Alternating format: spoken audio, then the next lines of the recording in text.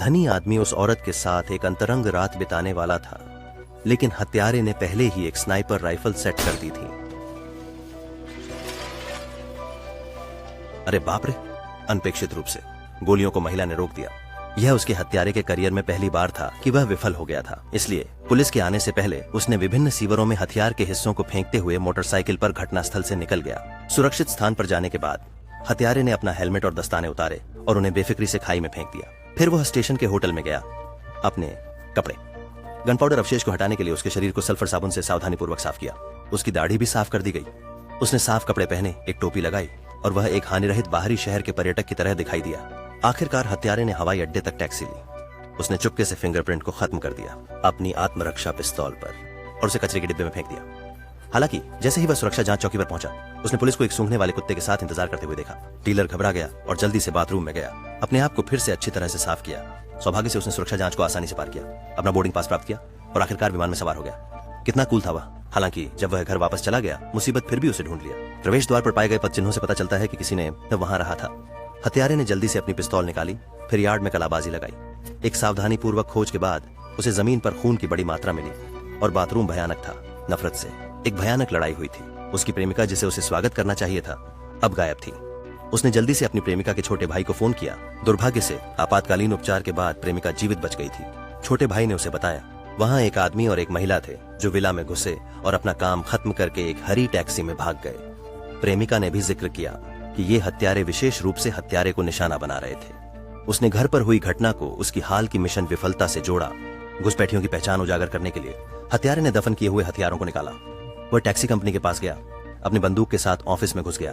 अतः कंप्यूटर पर उसे उस दिन के टैक्सी ड्राइवर की जानकारी मिली। अपनी पहचान उजागर न करने के लिए उसने जानबूझकर दृश्य को डकैती जैसा बना दिया। अगले दिन उसने मंच पर टैक्सी ड्राइवर के साथ एक मीटिंग का आयोजन किया। एक बार कार के अंदर उसने अपनी पिस्तौल निकाली, ड्राइवर को चौंका दिया, जिसने तुरंत उस दिन की जानकारी दे दी।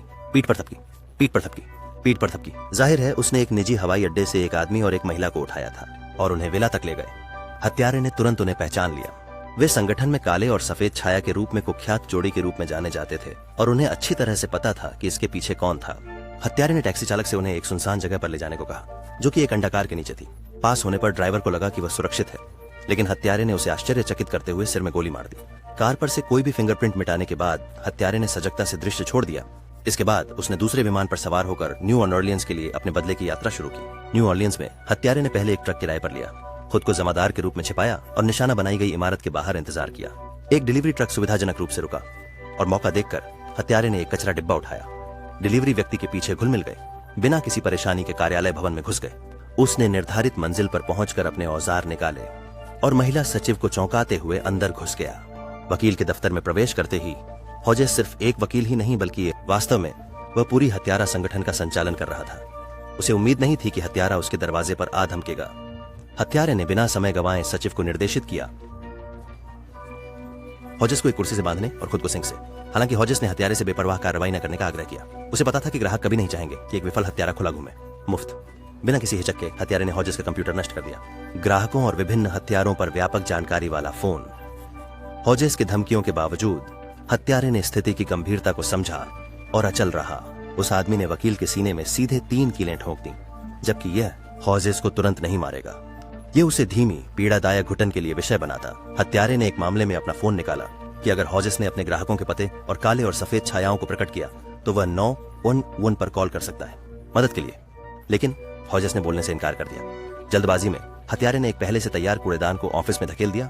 हॉजेस के जीवनहीन शरीर को अंदर रखते हुए महिला सचिव अभी भी हिली हुई ग्राहकों के बारे में जानकारी तेजी से पेश की, लेकिन उसने हत्यारे से अपनी जान बख्शने का अनुरोध किया। हालांकि उनकी लिफ्ट में मुलाकात ने उन्हें लगभग उजागर कर दिया। क्या किसी को उस शरीर को हटाने में मदद मिली? प्यार करता हूं, मैं तुमसे प्यार लेकिन करता हूं। सौभाग्य से दूसरा व्यक्ति मजाक कर रहा प्रतीत होता था। इसके बाद सचिव ने हत्यारे को हॉजेस के घर तक पहुंचाया।